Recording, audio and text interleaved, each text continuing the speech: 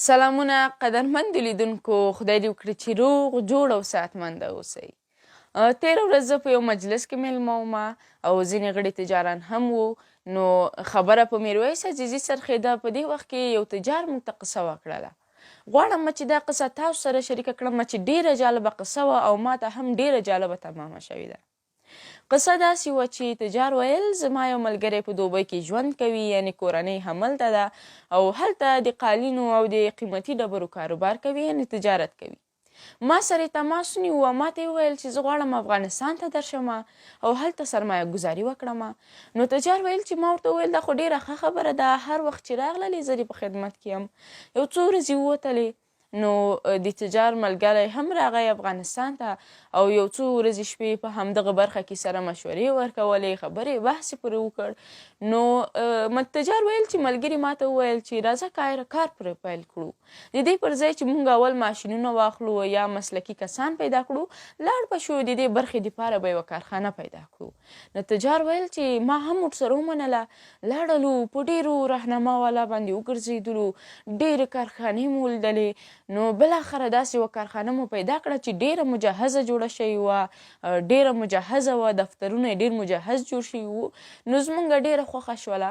نو تجار ویل چې زما ملګري د رهنما والا کس نه پوښتنه وکړه چې د دې کارخانې کرایه څو ده. نو رهنما کس ورته وویل چې کرایه یې $3,500 ده.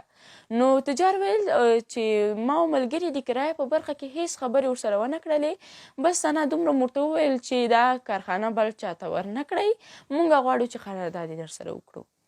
نو رهنما کس ورته وویل چې راځئ نورې خبرې به رهنما په دفتر کې وکړو او یو پیاله چای به هم راسره وڅښئ.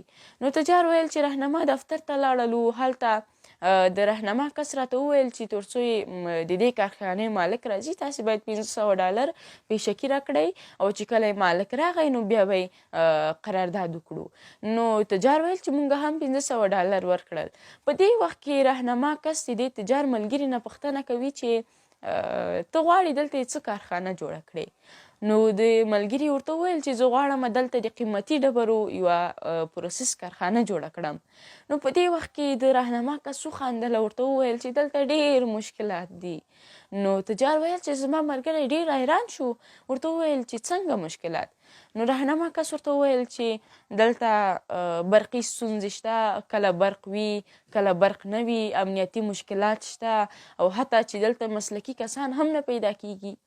نو په دې وخت کې تجار ویل چې ما په دې خبرو کې مداخله وکړه، ورته ومې ویل چې خدای ډېر لوی دی، دا ټولې ستونزې به خدای حل کړي. نو رهنما کس نه هم خدای پاماني واخیستله او حرکت یې وکړ. تجار ویل چې خپل دفتر ته لاړلو او هلته ګورم چې 3 میلمانه نور هم راغلي وو. نو روغبړ مې وکړ او کېناستو.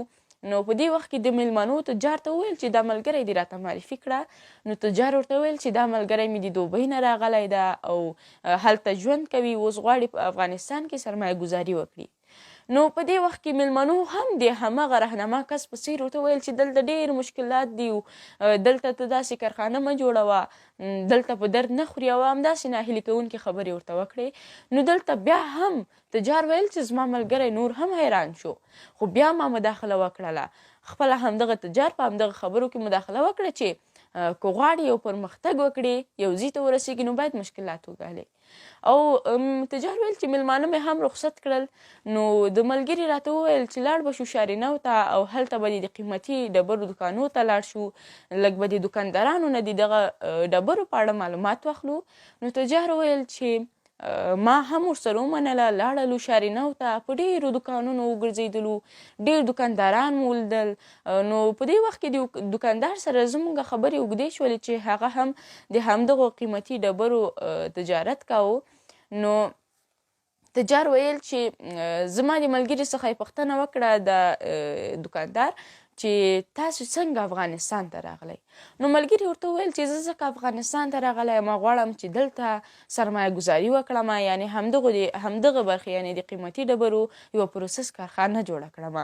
نو دوکاندار هم وخندله، ورته وویل چې تاسې بې ځایه وخت ضایع کوې، دلته به درد نه خوري، ته چې په دوبۍ کې اوسې ولې په دوبۍ کې او یا هم بل ملک کې سرمایه ګزاري نه کوې؟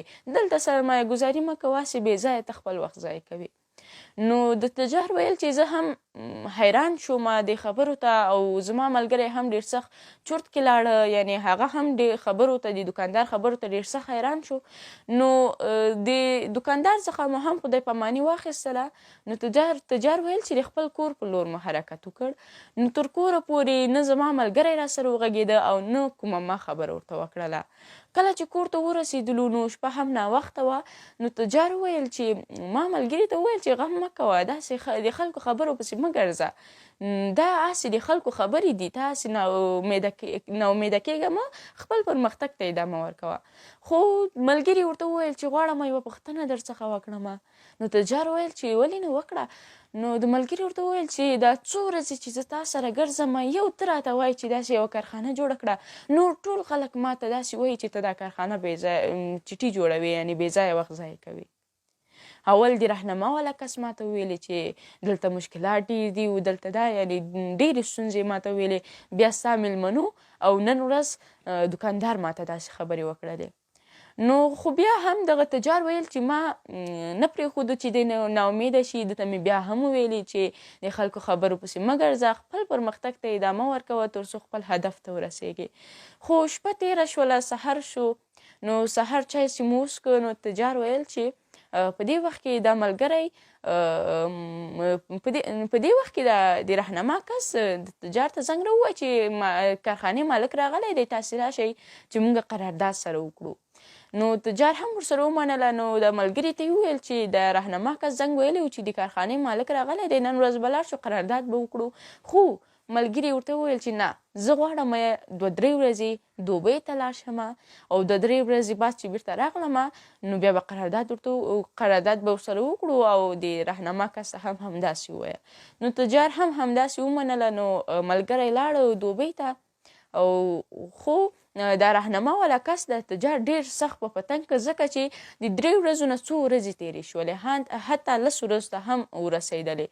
نو تجار ویل چې زه خپل ملګري ته مې ځکه زنګ نه وایي چې بل څه فکر ونه کړي چې دا زما نه سوء استفاده کوي او که کوم بل څه، ځکه مې زنګ نه وایي. خو مجبور یې کړم ځکه د رهنما والا کس ډېر سخت پتنګ کړی وم. نو ملګري ته مې زنګ ووایي چې وروره تا خو ویل چې زه 3 ورځې بعد راځم، دا خو د 10 ورځو نه هم ورځې زیاتې شولې.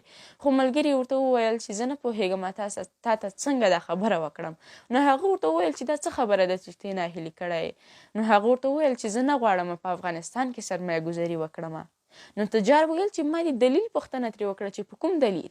خو ملګري ورته وویل چې ما چې دا 2 ورځې تا سره چې ګرځېدلم د خلکو خبرې چې مې واورېدلې، نو په دې چې ما څومره فکر وکړ نو آخري فکر مې په اخر په دې وکړ چې زه باید په افغانستان کې سرمایه ګذاري ونه کړم. نو د تجار ویل چې زه سخت خفه هم کړم او ډېر سخت په غوسه هم شوم. نو تماس مې قطع کړ او لاړم د رهنما په طرف. او د رهنما کس ماته ویل چې چیرې دا ملګری دی چې مونږ قرارداد سره وکړو. خو تجار ویل چې ما ورته وویل چې نه، زه د قرارداد دپاره نه یم راغلی، زه د هغه $500 پیشکي دپاره راغلی یم چې ما پیشکي تا ته درکړې وې او غواړم چې هغه بیرته ماته راکړې. نو رهنما کس ورته ویل چې ولې درکړم. نو تجار ورته وویل چې ما هغه ملګری چې ما راوستی و چې زه د کارخانې قرارداد تا سره وکړم، خو تا هغه پښیمانه که. نو زه ځکه غواړم چې هغه $500 بیرته راکړې او قرارداد در سره نه کوم. نو په دې وخت کې د رهنما کس ورته وویل چې که ته نه غواړې ما سره قرارداد وکړې نو ستا هغه $500 هم وسوځېدلې. نو د تجار ویل چې زمونږ د خولې خوند هم تریخ شو، خو زه ورسره ونه غږېدلم او راجګ شوم. نو حرکت مې وکړ. لیدونکو، زما د دې قصې نه مطلب دا و چې که هر څوک وي که غواړي په خپل وطن کې په خپله خاوره کې سرمایه ګذاري وکړي، تاسې هغه تشویق کړئ، نه دا چې هغه بدنام کړئ. مثلا میرویس عزیزي څو ورځې مخکې ویلي چې زه غواړم په افغانستان کې سرمایه ګذاري وکړم.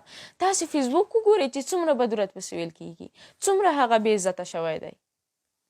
مه کوئ داسې. پرېږدئ چې خپل وطن آباد کړو.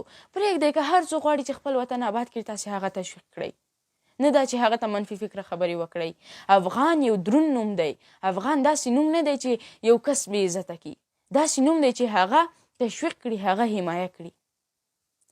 مثلا ځینې خلک داسې هم شته چې ځوانان غواړي په خپل وطن کې کار وکړي، خپل وطن کې سرمایه گذاري وکړي، نو هغه ته وایي چې په دې وطن کې په درد نه خوري، لاړ شه بل ملک کې هلته سرمایه گذاري وکړه.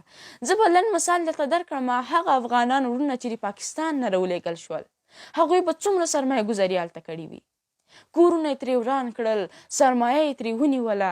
تاسې فکر وکړئ د 15 کسانو کې که 100 کسانو هم یو لک سرمایه گذاري کړې وي، تاسې فکر وکړئ څومره روپۍ شولې، څومره روپۍ په اوبو سره لاهو شولې، څومره روپۍ خاورو سره خاورې شولې. پرېږدئ د خپل ځوانان په خپل وطن کې کار وکړي، پردي ملک ته یې مه تشویق کوئ. او ولې تښتي دا ځوانان، ولې تښتي د خپل ملک نه؟ ځکه چې په دې وطن کې زمینه د کار نه ده ورته برابره، دا وطن آباد نه دی، دا وطن جوړ شوی نه دی. تاسې غواړئ خپل وطن آباد کړئ او که شاته یې پاتې کړئ. تل کوشش کوئ خپل وطن د آبادۍ لپاره که هر څومره وي خو کوشش کوئ چې خپل وطن آباد شي، نه دا چې هغه شاته پاتې شي. او که هر څوک غواړي خپل وطن کې سرمایه گذاري وکړي، هغه تشویق کړئ، نه د دې په ځای چې هغه ته منفي فکر خبرې وکړئ، هغه ته داسې خبرې وکړئ چې هغه فکر مثبت شي، هغه حمایه شي، هغه نور هم تشویق شي چې زه باید دا کار حتما وکړم. نو زه هیله مند یم چې تاسې هم همدا کار وکړئ. او زما د خبرو نه نه ستړي شوي، نو تر بیا تاسې په لوی او بخونکي خدای سپارم. د الله په امان.